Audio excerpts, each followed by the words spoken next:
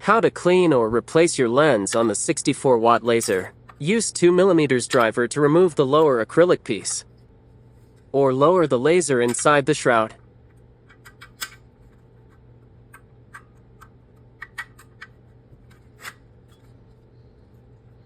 Loosen the air assist set screw. Remove the air assist. Inspect lens for impurities.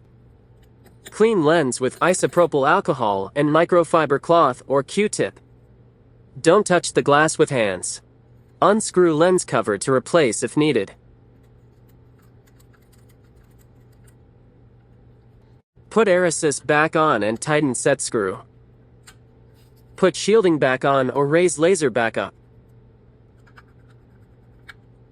Ready to laser.